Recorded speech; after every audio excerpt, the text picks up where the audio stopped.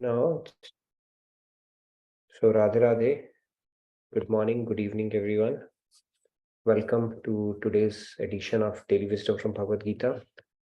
So today we are going to conclude our discussion on the science of charity, the series that we were doing last week.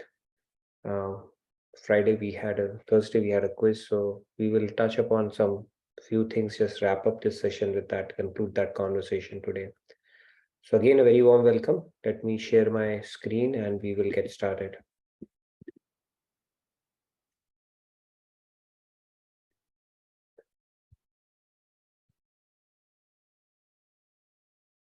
You're able to see it, right? All good there? Yes, Mantaji. Okay, all right. So let's get started by invoking the blessings of God and Guru, like we always do. Guru Brahma, Guru Vishnu, Guru Devo Maheshwara, Guru Sakshat Parabrahma, Tasmai Shri Guruve Namaha. Vasudeva Sutam Devam Kamsachanuramardanam Devaki Paramanandam Krishnam Vande Jagat Guru. Krishnam Vande Jagat Guru. Okay, Radhe Radhe, good morning, good evening, everyone. So let's get started. So because we are on the topic of science of charity, we are discussing Shloka 18.5. We spoke about the different kinds of charities, the Sattvic, Rajasic and Tamasic and the Nirgun charity. And today we are going to talk about the highest level of charity, plus what is the mode or the mindset we need when we need to do charity as well. Okay. So let's get started. I'm going to recite this shloka and then you're welcome to follow along. Yagya dana tapah karma na tyajyam karyameva tat yagyo danam tapaschaiva pavanani manishinam. All right. Do we have any volunteers? SSPG, Radhe Radhe, please go ahead. Radhe Radhe, SSPG. Radhe Radhe, Nitin sir and Sanjay ji. Yajnadana tapakarma natyajyam karma mevatat karyamevatat yajnodanam tapachaiva pavanani manishinam. Very nice. Thank you. Dinesh ji, Radhe Radhe, please go ahead. Radhe Radhe. Yagnadana tapa karma na tyajam karyameva tat yagnodanam tapaschaiva pavanani manisinam. Very nice. Thank you, Dinesh. Radhe Radhe, Tarun ji, please go ahead. Radhe Radhe. Yagnatapa karma natyajyam karyameva tat yagyodanam tapascheve pavanani manishinam. Radhe Radhe. Very nice. Thank you. Shyam ji, Radhe Radhe, please go ahead. Radhe Radhe. Radhe Radhe, Shyam ji. Yagya dana tapa karma na tyajam karyameva tat yagyo danam tapaschaiva pavanani manishinam. Radhe Radhe. Thank you. Radhe Radhe. Sam ji, Radhe Radhe, please go ahead. Radhe Radhe. Yagyadana tapa karma natyajam karyameva tat yagyodanam tapaschaiva pavanani manishinam. Radhe Radhe. Thank you. Radhe Radhe, Sam ji. Manish ji, Radhe Radhe, please go ahead. Radhe Radhe. Happy Guru Purnima. Happy for you. Yagna dana tapa karma natyajam karyam eva tat yagno danam tapaschaiva bhavanani manishinam. Nice. Thank Thank you, you, Radha Manishi. Radha. All right. Last but not the least, Sandhya, go ahead. Yagya tapah karma natyajam karyameva tata yagyo danam tapaschaiva pavanani manishinam. Very nice. Okay, so let's get started.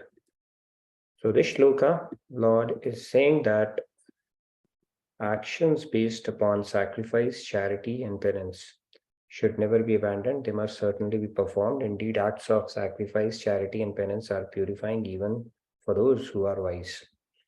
So let's get started. We are going to conclude our discussion on the science of charity, is what we are focusing on within the shloka. So we will get started. Now, let's start with a story, okay, like we often do. Here's a beggar who has nothing, absolutely nothing. Okay.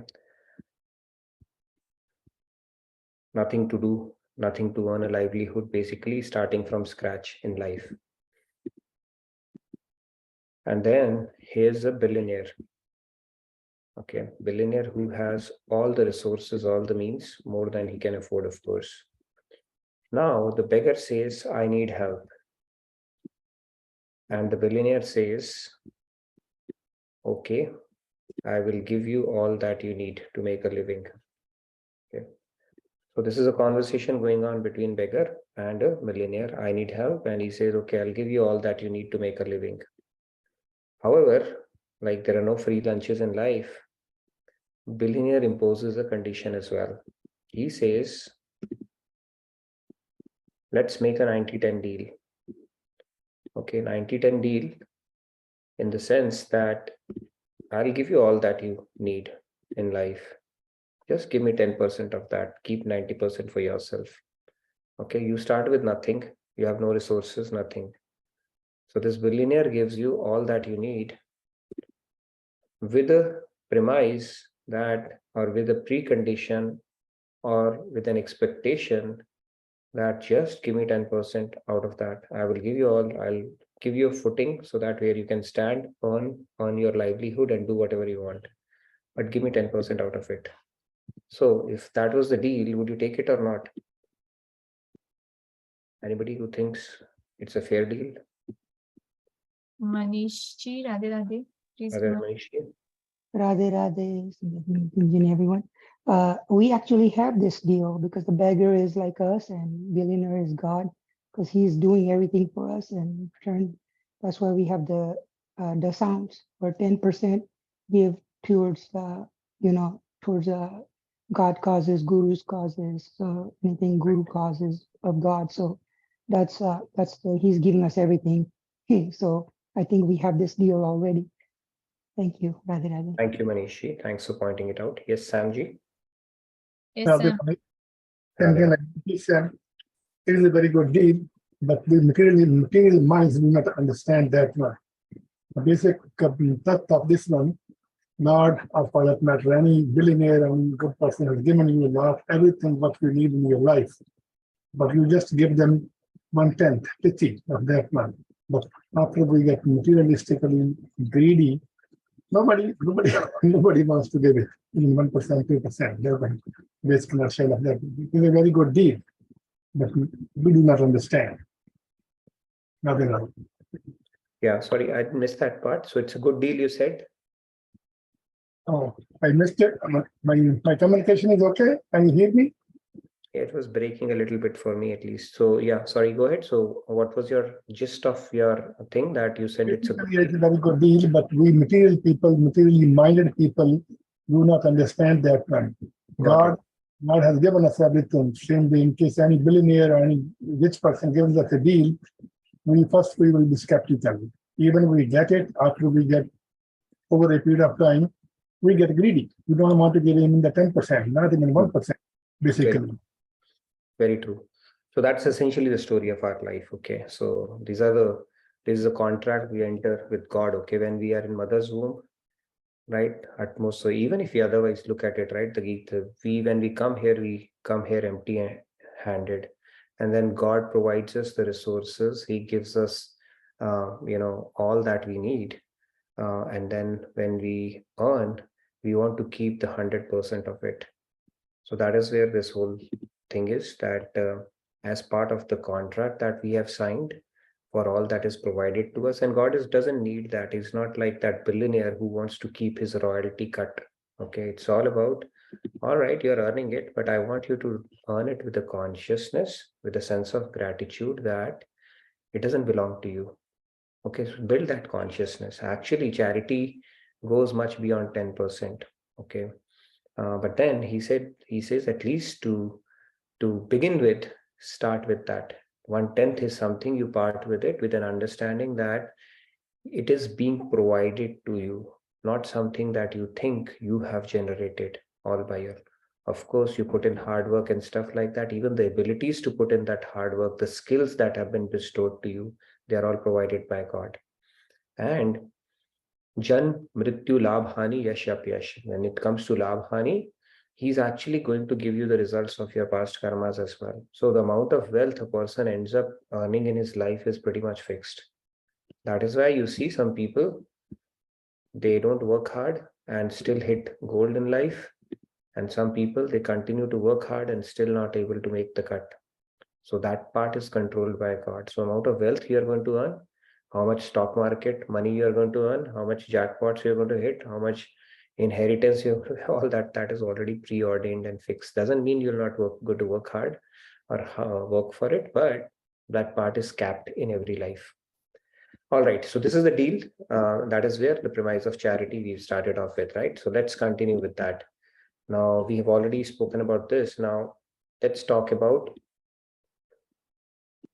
okay, what is this now? Nether regions, Mrityulok. All right, so Brahmaji, right? He has created this material world. He's created this material world. So he was asked that if there was one injunction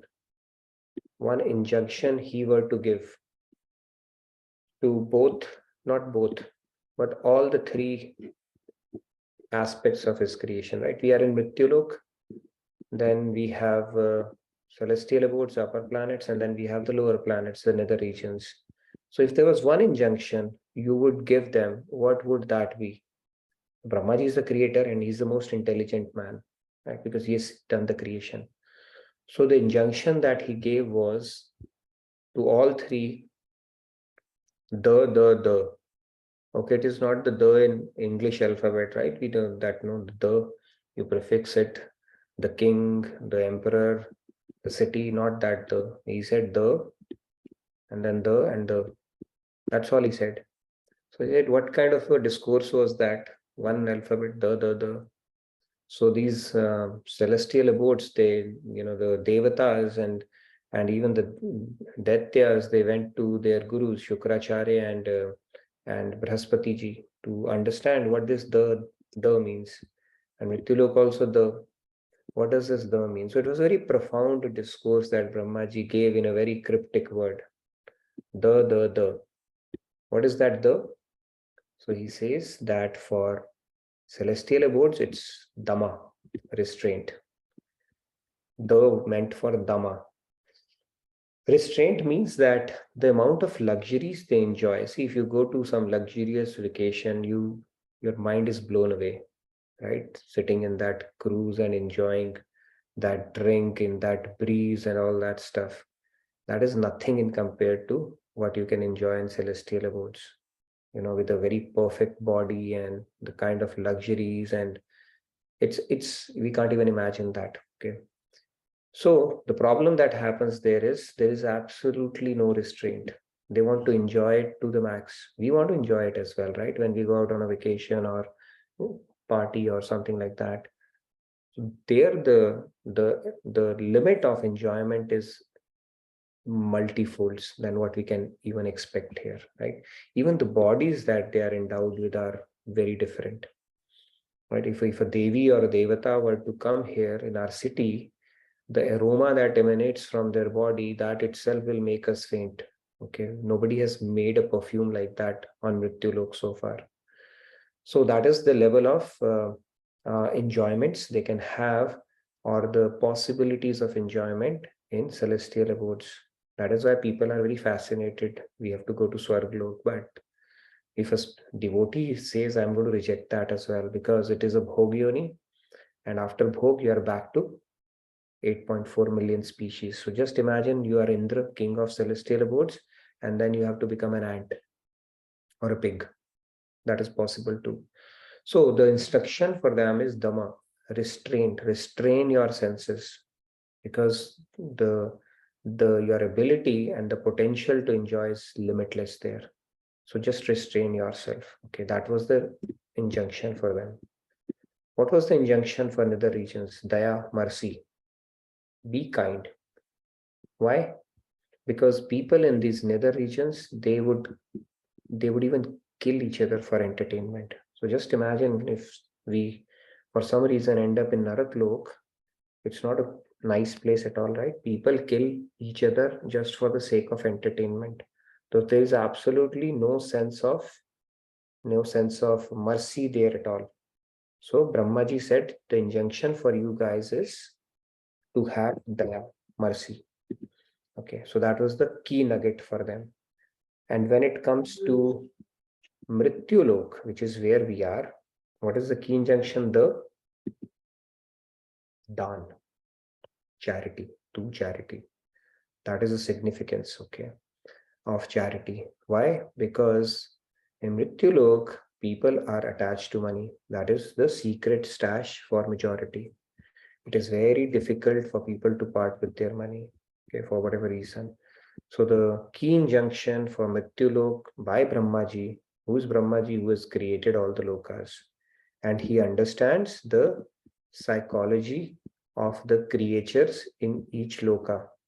And based on their psychology, he has customized his discourse for each one of them. And based on that injunction from Brahmaji for Mrityulok, he's saying Dan. Dan is the key thing. Okay. So that is the importance of charity in Mrityulok. So this the for the people in celestial abodes, restraint, because the possibilities of the enjoyments are endless there. For people in nether regions, it is daya, because those people are so what do you call that, sadist, that they would kill each other just for the sake of entertainment. Okay, that is how it is in nether regions. And for Mrityulok, it is dan, charity, because it is one of the most accelerators on the path of spirituality, because people are very, very attached to money. They cannot part with their money for whatever reason. Those sanskars are built over time, right? And that is why Brahmaji is saying, I understand your psychology, but if you do that, it will be uplifting for you. And I'll pick up some references from Taittiriya Upanishad as well, what it has to say about it. So let's understand that. So this the stands for Dan. Okay. So this was the most profound discourse Brahmaji gave, cryptic, short, and profound discourse he gave, the for all the three regions. Okay. And again, it goes back to the principle that we spoke about, the 90-10 deal that we have struck with God as well, right? That it resonates with that completely. Now let's move on. So in Kali Yuga, it says, Bhavishya Puran states basically, and Ramayana states it too, that the threefold division of Dan or charity are now being described. It is an act of duty to give in accordance with one's capacity, yatha samartham. Dharma has four basic tenets. One amongst is the most important in the age of Kali, give in charity by whatever means possible. Okay, in Kali Yuga, it's especially important to do charity. Now, let's look at it. Now, what are the benefits of charity? Let's look at the benefits.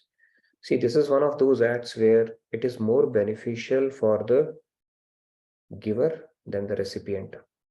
Okay, it's counterintuitive. That is how it works. The giver gains more benefit than the recipient itself. Okay, that is the beauty of charity. Now, what is the benefits? One is it reduces the attachment of the giver towards material object. Of course, it helps you work on that attachment. When you give away something, something changes. Okay, so that attachment is reduced, it diminishes, something changes in you. So that helps. What else? It develops the attitude of service. Right? It's like the entire universe is serving the others, and it inculcates the spirit of sacrifice and service as well. So that is the second thing it helps with.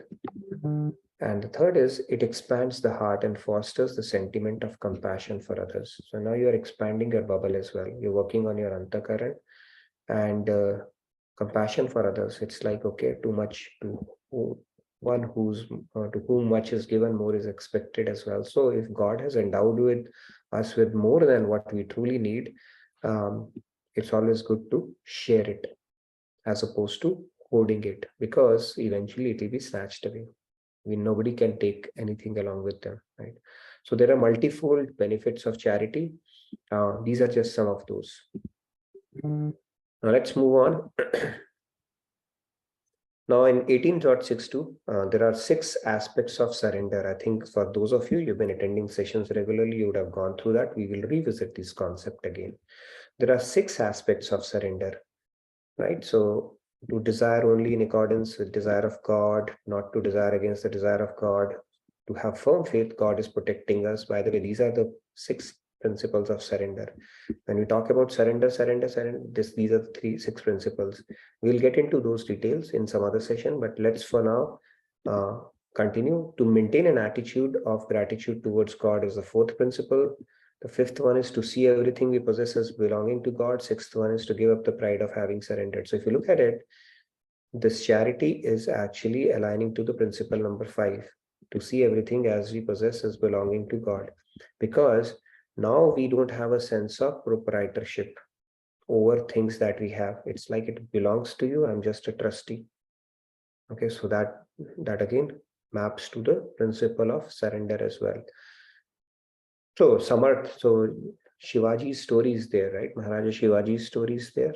He saw his guru once walking in his kingdom, and he saw that, okay, I'm a king and my guru is wandering around asking for bhikshas, I think samata. So he goes to his guru and says, what can I do for you, basically? Because it is not befitting to see you asking for things when I'm king and you're my guru, right? He said, no, I go around begging or asking for things because it helps me engage people, and during the course of that interaction I give them knowledge, or the spirit of charity is invoked in them, so it is mutually benefiting. So that's why I do it. He said, no, I want to offer you my kingdom. So he writes it on a paper and he said, okay, I put it at your lotus feet. So the Guruji looks at it and he says, okay. He takes that slip. He said, okay, I take it because you have offered it to me. But now I give it back to you. Now rule as if it belongs to me. So that attitude of Shivaji changed. Previously, he was ruling it as if it's his kingdom. Now he started ruling it thinking that it belongs to his guru, because he had offered it to him and the guru offered it back to him. So it truly belongs to my guru, but I'm just a trustee and I'm going to take care of this kingdom. So that is the attitude that is needed even when we are giving back. Okay, it truly belongs to the God. We are simply a trustee. So we need to part with that. It doesn't belong to us. So having that attitude that we are merely trustees, not the owner, helps us invoke that spirit of charity as well. So to see everything as we possess as belonging to God. So that is the principle it maps to. Now let's consider an example of a caterpillar, right? These 3 things are talking about sacrifice and stuff, right? So there's definitely a spirit of sacrifice here. So if you look at it all the way from larva, it becomes a caterpillar. The cocoon is broken and then it becomes a caterpillar. So if you look at this process and then eventually butterfly. So in order to transform itself, it weaves a cocoon for its evolution and cages itself in it. And once it becomes butterfly, it breaks open the cocoon and soars into the sky. And our position is similar in the world, is similar to this. How is it similar? Let's understand that. Now, like the ugly caterpillar, we are presently attached to the world and bereft of noble qualities. We are attached to the world. As part of our self-preparation and self-education, we need to perform actions that bring about the inner transformation that we desire. So, if you look at this yagna that we talk about, sacrifice, dan, and tapa, that shloka is talking about, these are the acts that help in our spiritual evolution and growth. So it helps us break that cocoon and become a butterfly so that we can soar into the sky. For us to develop wings and not restrict ourselves to that ugly caterpillar, these are the three activities that help us do that. And charity is certainly one of those more important activities that have been called out here. So because what is happening here, if we understand this, if you understand this whole process, how it unfolds, the pain and struggle. So see, they're like caterpillar's cocoon, right? The attachments that we have, and because of our impurities. So in order for us to get beautified from within, we have to break through this shackle. And there is a pain and a struggle that is involved. If you see from cocoon all the way up to the caterpillar and the butterfly, you have to endure certain pain. It's only through enduring that pain you are able to, and go through that struggle, is that caterpillar able to grow the wings that it needs to soar high. If the cocoon is cut open in between, right, that struggle, somebody thinks, there's a lot of struggle. Swamiji talks about a story, right? A boy, he looks at a cocoon struggling, the head is bobbing out, and it seems to be struggling a lot. And he thinks, it's so miserable for this little one to go through this struggle, and he cuts open that cocoon. So what happens? That larva, it falls flat on its belly, right? And its wings will remain shriveled forever. Why? Because it was only through that struggle it would have grown that wings, which would have enabled it to soar high into the sky. So that pain and struggle is actually required. And part of that pain and struggle, we are talking about taking on this austerity. It's a bit of an austerity, right? Nobody feels comfortable giving or taking on a sacrifice or doing a japa. So that austerity is the pain and struggle that we're talking about, in addition to the hardships that of course come. But this is self-enforced. Then in other cases, we wait for the external things to impose some kind of a austerity on us. In this case, it's a voluntary austerity that you are taking so that you can grow like a butterfly. So that is why Lord is saying that don't give up these three activities. Okay, what if you get a comfortable life because of your past karmas? Okay, life is never going to be comfortable. Some kind of challenge will be thrown at you. But what God says is that don't wait for that. You need to continue to do these three things: yagna, dan, and tapa, regardless of what station of life you are in or what situation of life you are in. Okay, these three are absolutely must to do. So hopefully it helps put it in perspective. Now let's look at it from a tradition standpoint as well. Okay, so from an Indian tradition, giving or philanthropy is not a choice but a duty in our culture. And our seers, they have not only glorified philanthropy but also spoke about how to give. Now, Taittiriya Upanishad gives the principles. Okay, what are the principles? Shraddhyadeyam, Ashraddhyadeyam, Shriyadeyam, Hiyadeyam, Bhiyadeyam, Samvidadeyam. This is what Taittiriya Upanishad says. What does it mean? It means give with faith and reverence. Do not give without faith. Give as much as you can according to your wealth. Give with modesty. Give with awe. Give with empathy. In fact, charity is more of a privilege people get.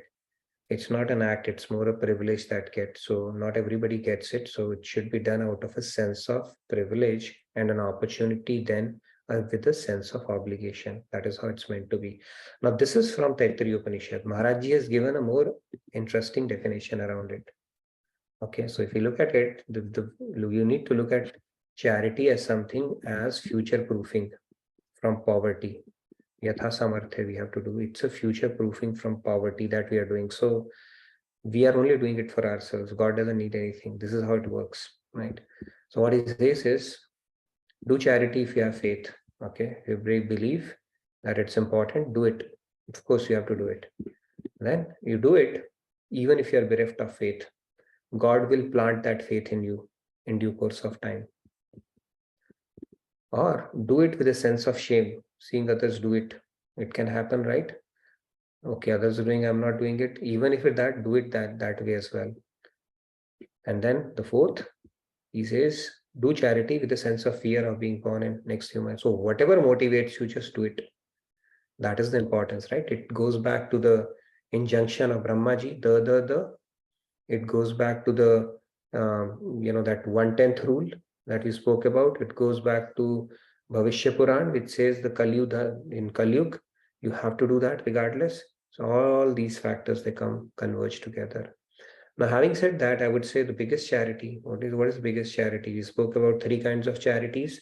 We spoke about the tamasic charity, we spoke about rajasic charity, we spoke about sattvic charity. And then we said all these charities are fine, but the highest charity is nirgun charity, when you're doing it with a sense of duty towards God and Guru, right? For the pleasure of God and Guru, which is called nirgun charity, where you don't take upon the colors of the Triguni Maya at that point, right? That's the highest level of charity. Now, let me give a spin to that conversation. All right, we are talking in terms of parting with our wealth. The highest charity, even higher than giving wealth in that spirit, is the charity of giving a push or bringing about a transformation in a soul. That dhan is a perpetual dhan that goes on forever. Okay, so the charity that Maharajji, Swamiji, or saints or sages do, that is the highest level of charity. Why? Because you know what is the most difficult job in this world? The most difficult job in this world is to clean our antakaran. The most difficult job in this world is to give a little bit of push to the soul. A little bit of push to the soul in spiritual path, or taking them from point A to point B in the upward direction, can take millions of lives. And if somebody is able to provide that, that knowledge, or bring about a transformation in a soul, that is the highest level of charity. Okay, there's no other charity that can exceed that. But that is a higher level, right? For us to get there, we have to start with the wealth aspect of it. And then hopefully one of the days when we have reached a stage, we are in a position to bring about that change, right? When we have cleansed ourselves to an extent or get an opportunity. But that is a different thing. But from a theoretical standpoint, at least understand that the highest level is to bring about a transformation in the soul. So we should have a deep appreciation for all the sages and saints who work tirelessly to bring about that change in our souls. Right? It's only because of them we are able to discuss these concepts here today, and having a sense or some kind of a spark that could potentially become a full-blown fire in future. But they have planted those seeds and those sparks and bringing about that change by imparting this knowledge. So that is the highest level of charity. For others, it is important to keep working on themselves by purifying themselves and by parting with 1/10 of their wealth, in service of God and Guru, and giving it to a worthy, noble cause. And that's a good spirit to inculcate for our own benefit. So with that, I'll take a quick pause. Any questions? I know we discussed a lot today. Any questions on what we have been talking about? Future proofing, the concept of charity, the spirit of charity in which we should be doing, or why it is important. Yes, Sanjay, you had a question? Yeah, so you just mentioned about this highest charity, right? And all of us are like many of us are work in progress, but we can still become a part of this highest charity by becoming a little squirrel in this charity that our guru is performing. Like it's right, as you mentioned, that 10% or whatever, tan man dhan, dedicating to this higher cause, helping them help us basically. Very true. Good point. Yes, that is something, Yatha Samarthya, it's the key word here, right? We spoke about the rickshawala, right? Rickshawala, or the charity or the amount that he parted with when the Banaras Hindu University was being built was not significant, but it was the spirit, and the Yatha Samarthya means based on his capacity, what he did was significant. And that is why he was listed as one of the top donors in BHU, even though he just gave maybe a couple of annas. But that couple of annas were actually the 75 or 80% of the wealth that he had earned for that day for his livelihood. So that is where it happens. And everybody has, it says that charity is not done from the what you call the top of your wallet, but from the bottom of your heart. Okay, so people say that let me become rich and then I'll do that. There's a logical fallacy in that. It'll never be enough. So it's a spirit that we inculcate, and the sooner we do that, no matter what part of life we are in, the better it is. I was telling the other day, one of my relatives, my nani, distant nani, she had expired. So it was very fascinating for me when she died. She had kept a small, trunk, and in that when they opened it after all the rituals were done, she had kept some money. Okay, little bit of 10 rupees, 50 rupees and all that stuff. I don't know where she collected it from. Of course she was not earning, but wherever she got it from, she had kept it. And she said that, okay, because she was getting into dementia state and all, so she actually thought ahead and had written a letter that if I'm not able to be in my senses, during my later part of my life, and if you come across this, make sure this amount of money that I have kept, put it at the feet of my guru. Okay, that much sense she had even then. So she probably would have been doing it throughout her life. But even after death, she was thinking ahead and said, give it to my guru. Okay. So I was like, wow, what kind of a mindset, she had, that was so deeply ingrained in her that she has to give it, kind of a deal. So which was pretty impressive. Anyways, let's hear from other participants as well. Yeah, looks like this was in genes, Nitinji. But she was very smart. It was very impressive, Radhe Radhe Manshiji. Like that, yeah. Yes. Radhe Radhe everyone. Radhe Radhe Manshi. Radhe Radhe Nitinji. I just wanted to request you if you can just for us share the story of King Raghu by Kripalu Maharajji related to selfless charity, where he explains the pride of doership. It's a very I don't know if you're if you can recall it properly, but which story you're talking about? Where he explains about like in Ram's lineage, King Raghu, like Yes. King Dasharatha. Yeah, that story. Can you please? Sure. So King Raghu, basically he did the, I think, Rajsuya Yagya, where in whatever you have earned, you give it away in charity. Okay, so King Raghu, he was in the lineage of Raghu Vansh, basically, in the lineage of Lord Ram only. So he gave away everything in charity. And one of the nights he was roaming around in his kingdom, right? And some of the people were talking about it. They were going gaga over their king, that, how great our king is. He earned everything and gave away everything. So he joined them in the conversation. He said, how can you say that? Your king Raghu had nothing. When he came here, he came empty-handed, right? Whatever he gained it out of this world only. So basically, he had nothing that he could have potentially given away. So this even the talk that King Raghu gave away everything, that does not hold water. Why? Because he didn't have anything to begin with. What did he have? He said, ask your king, what did he have that he gave away? So that is the spirit of charity that he had, right? So he didn't have anything. I mean, when we come here, we come empty-handed. God only provides us with all the resources. So if we say, I had everything and I gave it away, I mean, that itself doesn't make sense. But God says, okay, nevertheless, you want to have a sense of proprietorship over what you think you have earned, perfectly okay. Just give me 10% of that. That itself will start purifying you until you reach that stage of King Raghu, where you don't even have that sense, okay, I'm giving away. Very nice. Thank you, Himanshu, for bringing that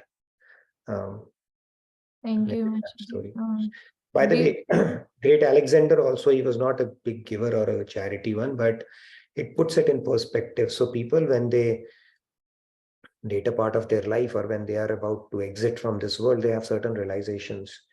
And Alexander also had it. Okay, he conquered the world. He set out to conquer the world and pretty much did as well, right? For most parts. He said that he told his, in his will that when I die, put my hands out of my coffin. Okay, so that the entire world can see that even the great Alexander, he could not take anything along with him. Okay, so that revelation he had. So that is the concept, right? So you said that the biggest givers, the biggest charity givers are the most miserly people. Why? Because then they all give it away. They all give it away when they have to depart. They can't take anything along. So something that they hold so dear to them, they all give it away. The only technical difference is they don't give it away, that's snatched away. So that's how it goes. Yes, Samji. Radhe Radhe Samji, please go ahead. Radhe Radhe. I have a couple of points regarding the context in number 3. If King Raghu was giving away everything charity, of course, is good. Can you hear me, by the way? Have what? Can you hear me? Because Yes, we can hear you. okay, earlier you had a problem, something was not right. Okay, anyway. So if he gives away everything to his citizens, then who will be ruling the kingdom? And everybody will be becoming lazy and greedy and all those things. We got the money. I'm talking about the other perspective. Of course, he gave it away. That's a fine thing. But doesn't that make the citizens lazy, bum? All right, we get plenty of free money. Why should we bother? And who will be ruling the kingdom? I think there would have been clauses for sure, because he wouldn't have left his kingdom in disarray, right? It was more in the spirit of giving away everything. But I'm sure there would have been things, right? How his kingdom would have been run. It's not like after King Raghu, there was no king and it was a mayhem completely. It didn't happen that way. So I'm sure he would have worked out some kind of an arrangement. Right. I have more questions now. Okay. Another one, like you or somebody else might have mentioned in the past, if one hand gives and the other hand should not be knowing it. That is if it is known, let somebody know that I gave you that much money to the temple and all those things. Not that you, from your heart of heart, you are just giving, but you may be mentioning that others may be thinking, some may be thinking you are giving it as a statement. If you are in a conversation, you talk that you give this much as a conversation, as a discussion, not as a proud or egoism. But some other persons in the audience may be thinking, oh, he's a proudy or something, he's egoistic. He may not be, but others may think. Everybody will be having different opinions. So if I give, say, like 20, 30, whatever K to something, somebody, of course, will be criticizing me for that purpose. But my purpose may be by giving the name that put a plate in my name or something for that matter, I'm talking objectively. Then other person also may be enthusiastic. Like I understood your point. 3. It's more to motivate others, you're saying. Right, yeah, right. Right. So that's fine. It boils down to your intention. That's why I'm saying. See, it's not a horizontal game you're playing with people here. Okay, people will say something or think something, that is perfectly okay. You're playing a vertical game, okay, with God. So your intention, you keep your conscience clear as to why you are doing, and it's perfectly okay. As long as your intentions are noble, you're clear in your heart, that's perfectly okay. Because God notes down our intention more than the act, right? Remember, that is how it truly goes. So purity of intention is our insurance policy around it. Now, people think that's fine. People will think regardless. How does it matter? Your intention pure, and you just operate out of that. Yeah. And it's okay. And number 4, when you have the time, maybe you clarify number 4 also, but that should take other questioners also. Talk to them first, then maybe number 4 can be clarified. Sure. So yeah, future proofing is an important concept, because see, this is a vicious cycle one can get into. If we have God has given us an ability, and if we don't do that, then there's a good chance you are born poor because you hoarded it. And when we are born poor, then we are compelled to act sinfully to meet ends or to even get food on table. And then you accrue bad karma. So you start getting into a vicious cycle at that point. Okay, that can happen.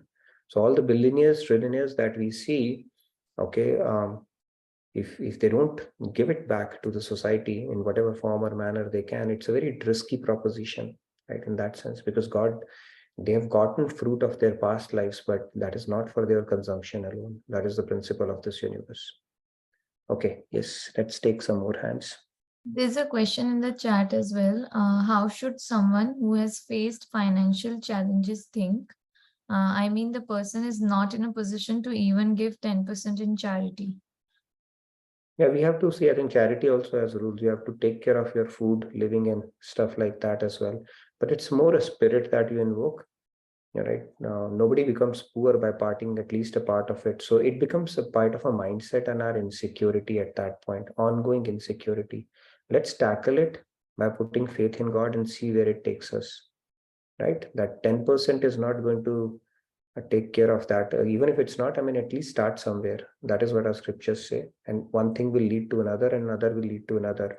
But if we are in a perpetual insecure mindset, that also is not very rewarding, right? There is a trap we can fall into forever.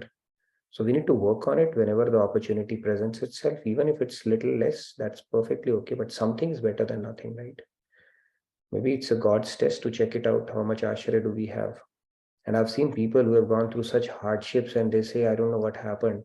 When they started doing it, things just changed. That even in Vaishno Devi, I think that guy, Gulshan Kumar, the T-series guy, he was told, your business will continue to flourish as long as you continue running this Vandara. And he, till today, I think it runs 24/7 by 365.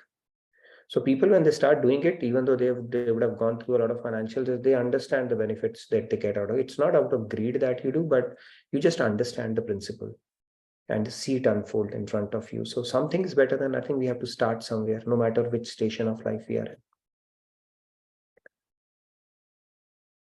Yes. Annapurna ji, Radhe Radhe, please go ahead.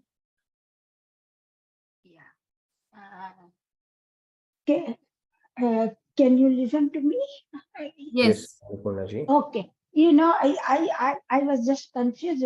I think Raghu did Vishwajit Yagna, right? Okay, Vishwajit. I just start Rajasya Yoga Dharma. Okay, yeah, Vishwajit, yeah. Yeah, I just start confused. Yeah, okay. Thank you. It's a nice discussion and I'm enjoying. Yeah. No worries. Thank you. Thank you for pointing it out. Shweta ji, Radhe Radhe, please go Radhe. ahead. Radhe Radhe, everybody. I have a question just out of curiosity. I totally agree you should do charity, but can Manas Seva substitute the charity? It can substitute the charity. However, Swamiji has explained it very clearly that Manas Seva can substitute charity, but in order for you to get to Manas Seva, when we do Manas Seva, if our man is already in God, then the tan and dhan will automatically flow, right? Unless there is a big compulsion why it cannot, right? So for us to get to Manas Seva, I think typically we would have gone through those stages already. Or if your mind is there, the body and wealth will automatically follow. Because if we take it as an excuse that we are doing Manas Seva and so we will not do the other two, then it can become an excuse as well. So we got to be very careful about it.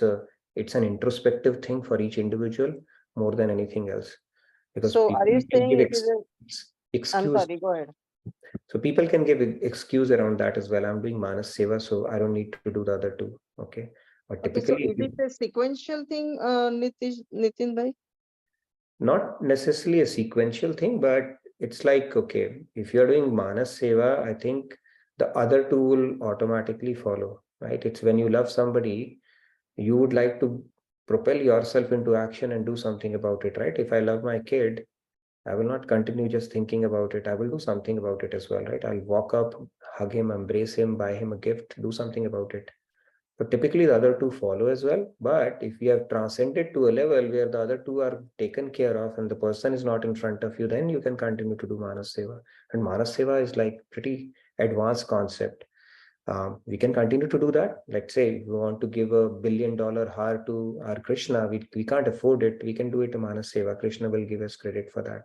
But typically the other two will follow when we do Manas Seva. So Like think of basically like you in are Bhagavad- saying put Yeah. your money where your mouth is. Huh? Where your mouth is. Yeah, typically it's like they say where our attachment is. How can we know that? You look at your credit card bills. Yeah. Okay. You look at your credit card bills, it will tell you where your attachment in the world is.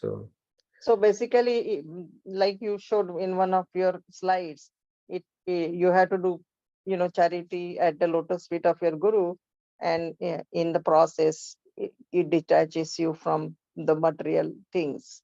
So Right. it is a manifold thing for you, but Manas Seva may not bring about that kind of change, given the level of individuals, progress on the spiritual path. No, Manas Seva would. See, Manas Seva is the highest, right? But See, you if cannot Manas jump to Seva, Manas you Seva would unless not you have care. gone through other two, right? So let's say you have surplus money lying out there, or you have the ability to give money, and you are just doing Manas Seva, right? If you are doing Manas Seva with an understanding that whatever money you have, whether you have it or not, does not matter, then sure, you have reached that level. But if you are doing Manas Seva, but at the same time you are worried about your money or that aspect of it, or giving away, or where it is going, then there is still some problem. If you're Oh, completely detached to that, doesn't matter, right? Whether you have money or not, you are doing correct. Manas Seva, you are completely surrendered to God, right? That is Yeah. a different level. But if you're worried about your money and you're doing Manas Seva, then that means that attachment is still there, and you have given up the opportunity to purify yourself through that. Oh, okay. Wonderful. Thank you so much. No worries.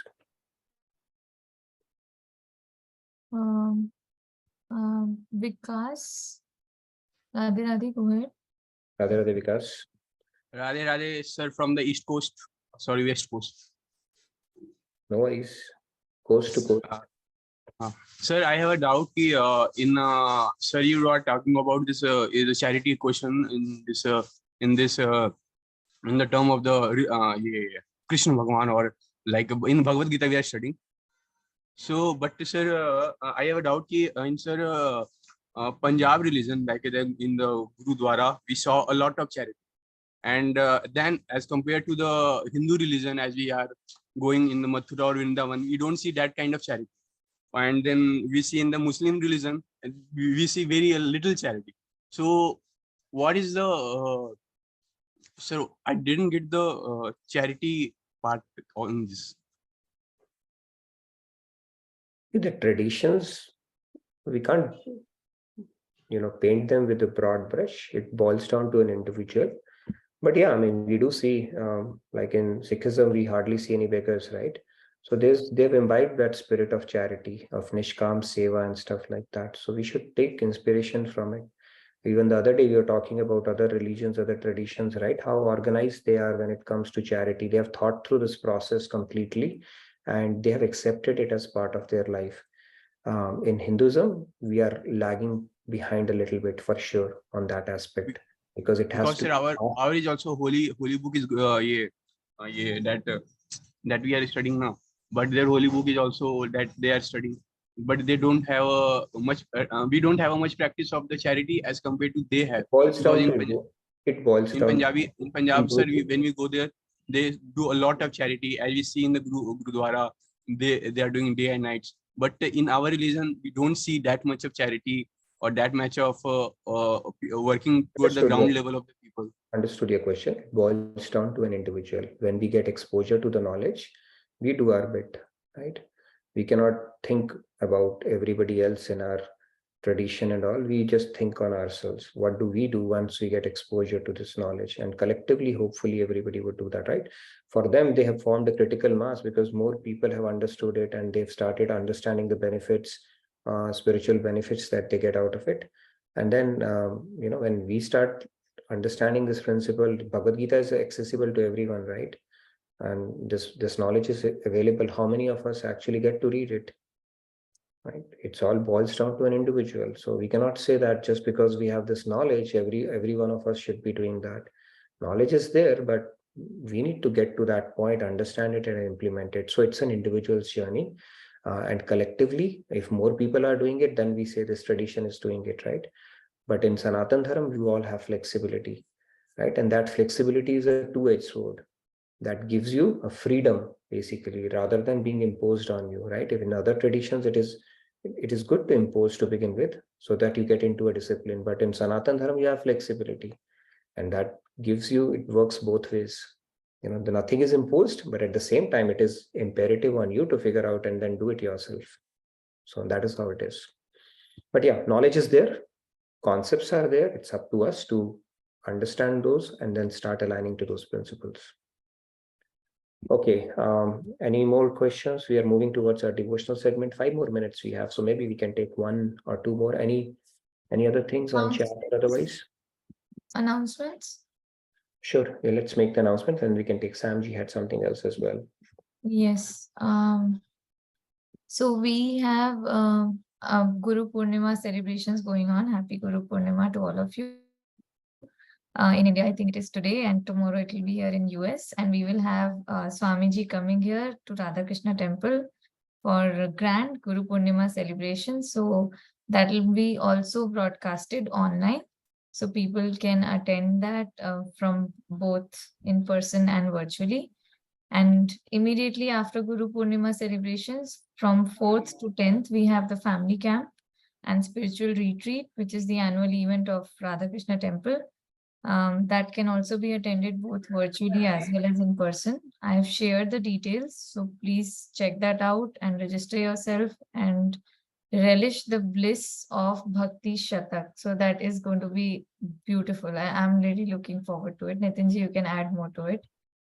Yes, Bhakti Shatak, 41 verse 41 to 100 verse.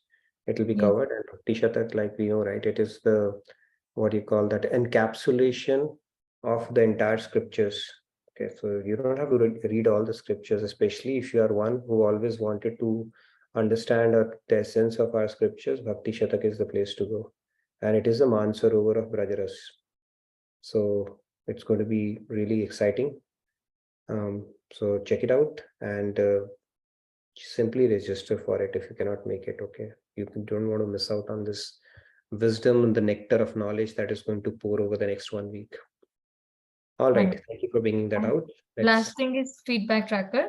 So please fill out the feedback tracker. You can put in your questions, comments, queries of any kind, and Nitinji will look into it. So please consider filling the feedback. Yeah, please fill it out. I try to read it as best as I can, and then any questions which are like not being discussed here, I try to bring it to the session. I research and try to find answers to those and bring it to the session for the benefit of everyone. So if for some reason you are not able to ask something here in the session, please put it in the feedback tracker, or even otherwise you can write something, Radhe Radhe or hello or whatever you want to do. That's perfectly okay. Yes. Okay. We have Manishji, Tarunji, and then I'll come back to Samji. Sure. Okay. Manishji, Radhe Radhe. Radhe Radhe, Manishji. Radhe Radhe. So talking about the Mansik Seva, there's a really good story by Swamiji about the miserly businessman, or that he's doing he learns about the Mansik Seva and he starts doing it. And then I think he does kheer or something. And then kesar is very expensive. So he tries to put a little bit in his mind, but the whole bottle everything falls out of the bottle. So in his mind, he's trying to grab the kesar out of the kheer. And Krishna grabs his hand. I don't know if you recall that. Nitinji, if you could elaborate. Yes, I can narrate that story. Thank you. Yeah, so there was a miserly guy who would do Mansi Seva. He thought I've hit a jackpot because I don't have to spend even a dime and I can do everything in my head. Okay, so he started worshipping Krishna with some of the most exotic stuff he would decorate him with in his mind, until he reached a stage he had actually reached the peak, perfected that Mansi Seva. Until one day he was preparing a kheer for Lord Krishna that day. He said, I'm going to prepare a kheer for Lord Krishna and today. So while he was doing his Mansi Seva, he put kesar in it. Okay, so when he put kesar in it, he put the entire bottle in it, right? And now his pravarti, the tendency of being miser, kicked in. So in his Mansi Seva, he was like, oh my God, I put the entire thing. Now he started taking the kesar out. That, okay, I didn't have to put the entire kesar. In his Mansi Seva, is doing that. So Krishna said, okay, let me give him the fruit of his Mansi Seva, the sadhana. So while he's trying to take it out in his Mansi Seva and his dream, right, the Krishna holds his hand.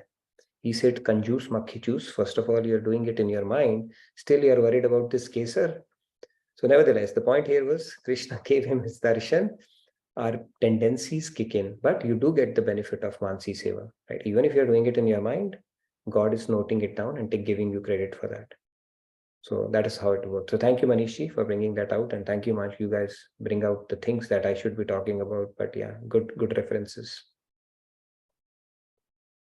Wonderful. Tarunji, Radhe Radhe, please go ahead. Radhe Radhe, no query, just raised for devotional segment. Okay, you're going to sing today. Okay, so let's hear from Samji. I think Samji wanted to ask one last thing, and then we move to the devotional segment. We have Animadi's hand also raised. Yeah, Animadi, Radhe Radhe.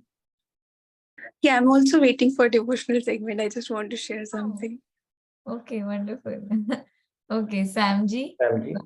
Radhe Radhe. My 2 cents regarding heartbreaking situation. I think the Sikhism is a small organization. Maybe that's why if somebody bungles or do something wrong, it can be easily caught and they are trying to be normal. But in the Hinduism and many other religions, they are so much wide and big. And being so big, so many bad elements also come into the picture and they keep on siphoning the money here and there. Now, other question, a paradoxical question. Some people, critics of giving the charity, they raise the point that in India, they hide the income. And that's why out of the hidden income, they pay to the charity and all those things. In US, 40% kind of is gone into the US taxes. They say even the government may be doing the right way, they are taking 40%. So our charity is already forcibly gone out of the whole part. Yeah. How do you explain that? They're critics. I know government takes a lot, right? So if they increase the GST and stuff like that, the charity bucket will shrink. I know, I get that. The government is taking a lot out of that. Yeah, I mean, it's debatable. Should we consider the one that government taxes us as part of our charity or not? I think it will be 50% gone. On top of that, you give 20% or 10% to the it will be an interesting known organization. If they are pure, they are good. Yeah, it will be an interesting question for sure. Yeah, I think it's more about the spirit. See, when we talk about cycle, there are 2 aspects to it, right? One is something that is anyway taken from you, where you don't have a choice. Charity comes more from the choice part of it, because that's when something changes, right? So something is non-negotiable. It doesn't give us a sense of purification, right? It's like, okay, you have to give, there's no choice there. But when you have a choice and you give, something changes then. I think that is why Lord Krishna is talking about that. So we have to think about that way. Because if something is snatched away from us, anyways, will it purify us? I don't think so. But when you have a choice and you part with it yourself, that is truly purifying. So I think spirit of charity comes from that standpoint, as opposed to something which is anyway snatched away from us, which may include taxes, GSTs, and all that stuff. Okay. Nitinji, there's another question in the chat that just came up. How can we perform Mansi Seva for Mahadev? Mansi Seva for Mahadev? Yeah, you can perform that, right? I mean, basically what we need to read through Shiv Puran to see what is appealing to Bhole Bhandari. Is very Siddha Sadha, right? It's very easy to please him.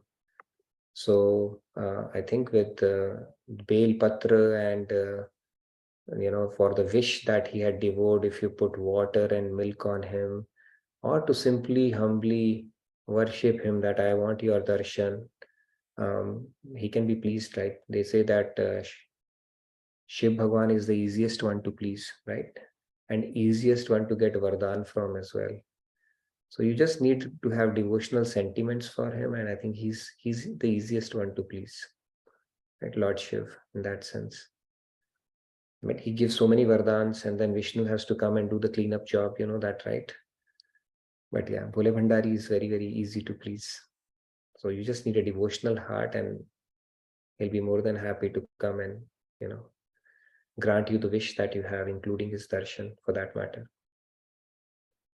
All right. There's always a question. No session is complete without a question on Mahadev. Okay. And I know who puts that question. That's very nice. That's so sweet of you. Okay, let's move to our devotional segment then. So who's going first? Tarunji, you want to go first?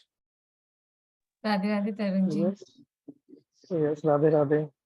So yeah, I would like to sing a song, devotion. It is in a bit of Braj Bhasha, as I am coming from the Vrindavan recently. So yeah, would like to try that. डोले डोले डोले रे अंगना में डोले रे छोटी सी किशोरी मेरे अंगना में डोले रे छोटी सी किशोरी मोरे अंगना में डोले रे पैरों में पायलिया वाके चम चमा चम बोले रे छोटी सी किशोरी मैंने पूछा वासे लाली कहाँ तिहारो नाम है मैंने पूछा वासे लाली कहाँ तिहारो नाम है मुस्कुरा के बोली वो तो हाँ हाँ मुस्कुरा के बोली राधा रानी मेरो नाम है छोटी सी किशोरी मोरे अंगना में डोले रे पैरों में पायलिया वाके छम छमा छम बोले रे मैंने पूछा वासे लाली कहाँ तिहारो गाँव है मैंने पूछा वासे लाली कहाँ तिहारो गाँव है इठला के बोली वो तो हाँ हाँ इठला के बोली बरसाना मेरो गाँव है छोटी सी किशोरी मोरे अंगना में डोले रे मैंने पूछा वासे लाली कहाँ तेरो ससुराल है मैंने पूछा वासे लाली कहाँ तेरो ससुराल है घूंघटे में बोली वो तो हाँ हाँ घूंघटे में बोली नंदगांव मेरो ससुराल है छोटी सी किशोरी मैंने पूछा वासे लाली कौन बड़ा हो तेरो भरतार है मैंने पूछा वासे लाली कौन तेरो भरतार है शर्मा के बोली वो तो हाँ हाँ शर्मा के बोली श्याम सुंदर भरतार है श्याम सुंदर भरतार है छोटी सी किशोरी मोरे अंगना में डोले रे पैरों में पायलिया वाके छम छमा छम बोले रे Radhe Radhe Radhe Radhe, amazing Tarunji. That was such a beautiful. Where did you bring it from? From Braj, huh? Thank you. Yeah. Very, very nice. Just coming from Vrindavan Yatra. Very nice. Thank you so much for bringing it to our session. Thoroughly enjoyed it. A lot of people enjoyed it, I'm sure. Beautiful and cute bhajan. Loved it. Wow, just wow. I mean, especially, I think for me, it's the first time I heard this Bal version of Radharani, a bhajan on that. It was beautiful. And people are requesting you to share the lyrics on the community portal if you can do. That will be awesome. Please do that. Sure. That'll be. By the way, thank you so much for that. Just wanted to remind everybody, we'll not have sessions next week because we have family camp. So we'll be taking a break, but you are welcome to join us during the family camp and the celebrations that go late into the night. So because of that, we'll have to cancel next week's session, but we will be back in action the same time, same day next week. Okay, that's when we resume. That will be Sunday evening, Monday morning, US time, Sunday evening here, and Monday morning India time, right? Or the other way around, right? So That's right. We resume next week, so look out for that. But I wanted to announce that, and we'll put it in the on the WhatsApp as well, so that there's no confusion. So it's a bit of a break, I know, but yeah, we'll enjoy the family camp in the meantime. So I look forward to seeing you next week. But let's continue with our devotional segment for the day now. Go ahead, Arnima. Yeah, Andimati, Radhe Radhe. Radhe Radhe, I just want to share one of the conversation between Krishna and a devotee. I really love these lines. I'm not a good singer, but just want to share with you all. Kanhaiya को एक रोज रोके पुकारा, कहा उनसे जैसा हूँ अब हूँ तुम्हारा। वो बोले कि साधन किए तूने क्या है, वो बोले कि साधन किए तूने क्या है। मैं बोला किसे तूने साधन से तारा, मैं बोला किसे तूने साधन से तारा। कन्हैया को एक रोज रोके पुकारा, वो बोले दुनिया में आकर किया क्या, वो बोले दुनिया में आकर किया क्या। मैं बोला कि अब भेजना मत दोबारा, मैं बोला कि अब भेजना मत दोबारा। कन्हैया को एक रोज वो बोले परेशान हूँ तेरी बहस से, वो बोले परेशान हूँ तेरी बहस से। मैं बोला तो कह दो तू जीता मैं हारा, मैं बोला तो कह दो तू जीता मैं हारा। कन्हैया को एक रोज रोके पुकारा। Radhe Radhe. Wow, that was amazing. That was some debut singing for sure. Kanhaiya ko maine roke pukara. Very nice, beautiful. Where did you get these lines from? You've been secretly getting some stuff, huh, without sharing with me. Now I have time, so it's actually said by Maharaj Ji also. I can share those videos. Used to. Very nice. So you get the debut award today, unless there's a new singer that comes up today. Very nice. Thank you so much for bringing it to our session. Always an honor to hear from you. Okay, let's move on. Okay, who else is there? We Two have, more hands I see. yeah. So who should I take next, Nitin ji? Yes, Swati ji, let's go. And Heartbreaker ji, are you ready with your rap then? Or let's take Swati ji first, then Heartbreaker, and then Sandhya, you can go. Swati ji, Radhe Radhe. Yeah, Radhe Radhe. On today's Guru Purnima, so I will sing on Guru Bhajan, 5 to 6 lines. Yeah. मेरे सतगुरु प्यारे दा दरबार बड़ा सोना है, जगन दर्शन देंदे ने दीदार बड़ा सोना है। मैनू सारे पूछद ने मेरे संगीते साथी, जिन्हें एक बारी देख लई मेरे सदगुरु दी झांकी। किथे ढूंढ के लांदे हैं ये लाल बड़ा सोना है। मेरे सतगुरु प्यारे दा दरबार बड़ा सोना है, जदन दर्शन देंदे ने दीदार बड़ा सोना है। Thank you, Radhe Radhe. Happy Guru Purnima to all. Happy Guru Purnima, Swati ji. So looks like you attended the Sunday satsang today, right? A lot of people got inspired. I think you stole the thunder for a lot of them who wanted to sing the same bhajan, but very nicely sung. Thank you so much, Swati ji. I know this bhajan was sung today and it was a beautiful bhajan. But yeah, if more of you want to sing, sure, go ahead. Yes, Vikas, what are you up to today? Radhe Radhe Vikas. Sir, good morning, sir. Today we have a self-love song. No. How long it is?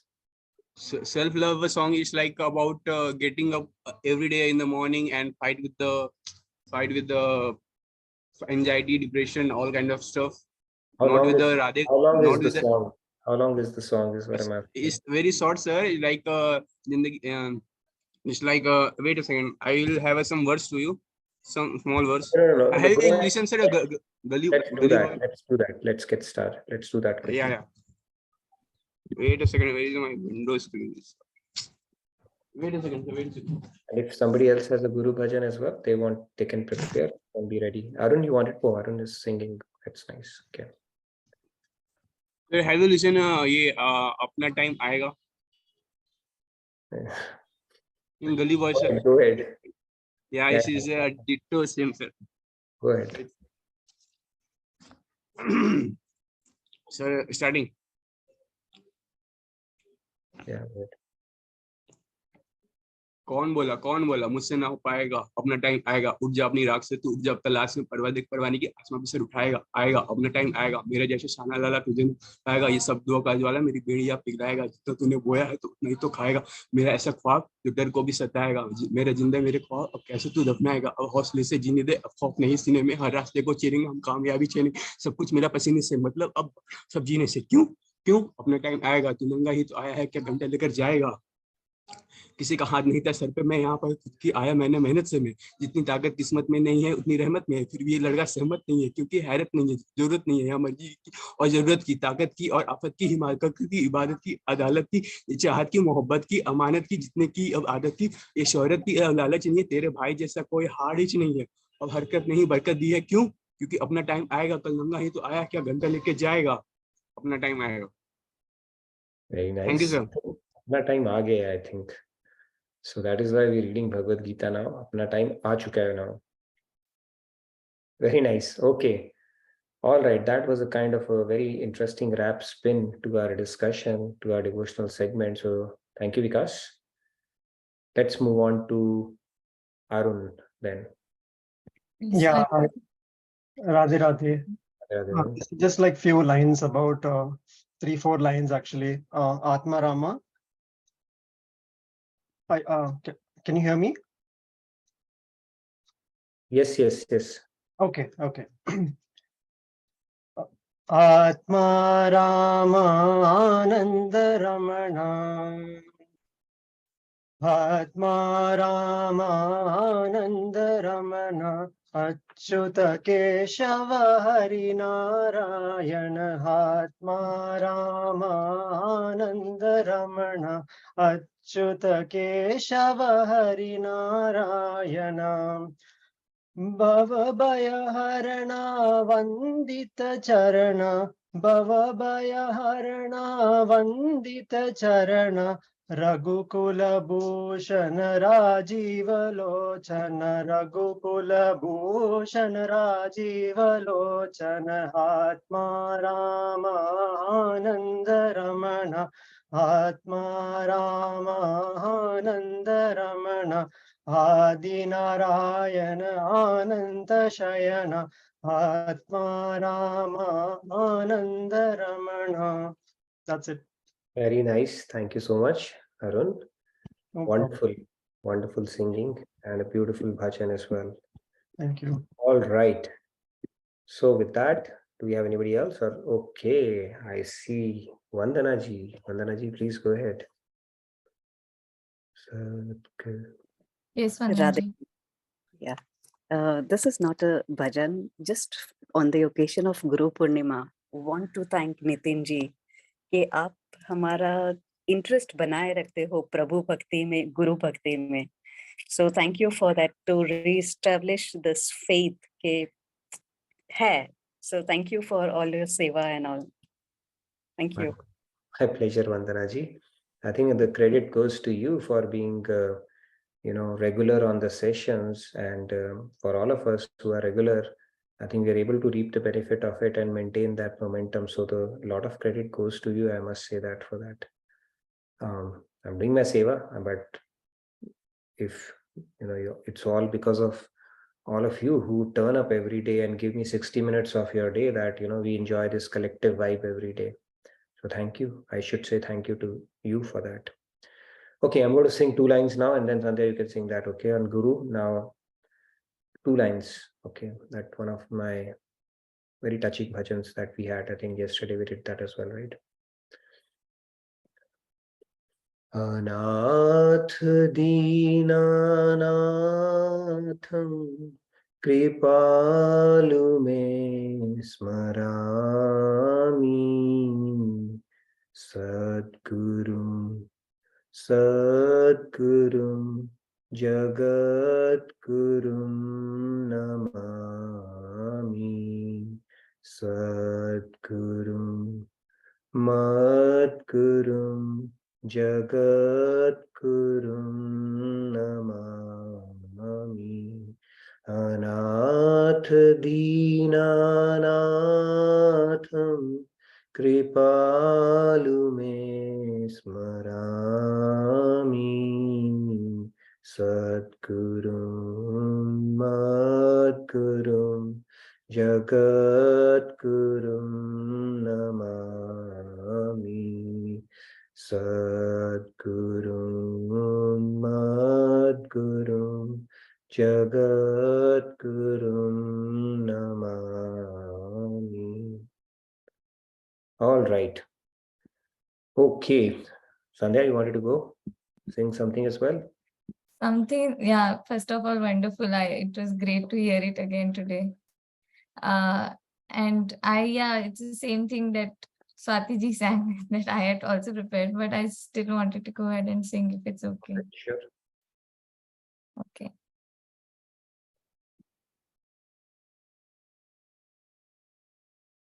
Yeah, this is dedicated to Swamiji and Maharaj-ji.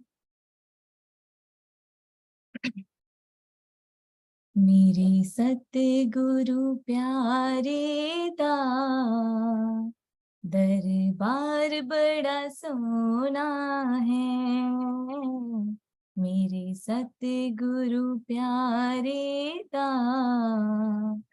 दरबार बड़ा सोना है जदों दर्शन देंदे ने दीदार बड़ा सोना है मेरे सतगुरु प्यारे दा दरबार बड़ा सोना है मैनू सारे पुछदे ने मेरे संगी ते साथी जिन्हें एक बारी देख लई मेरे सतगुरु दी झाकी किथे ढूंढ के ल्यांदा है ये लाल बड़ा सोना है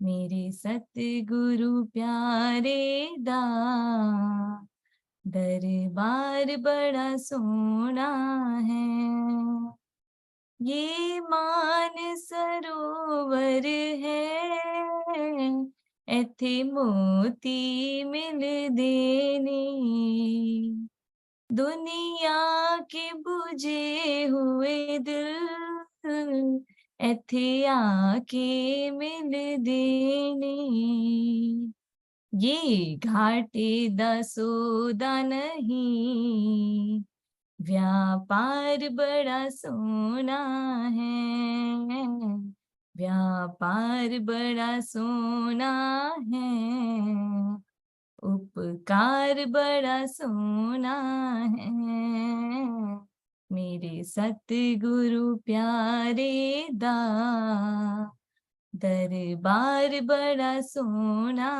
है मेरे सतगुरु प्यारे दी बड़ी शान निराली है एथे रोज दशहरा है एथे रोज दिवाली है एदा प्रेम रंग रंग देंदे रंग राज बड़ा सोना है मेरे सतगुरु प्यारे दा दरबार बड़ा सोना है Guru Govinda Govinda Govinda. Guru Govinda, Guru Govinda, Govinda, Govinda. Guru Govinda, mere Satguru प्यारे दाम दरबार बड़ा सोना है. That's it. Thank you.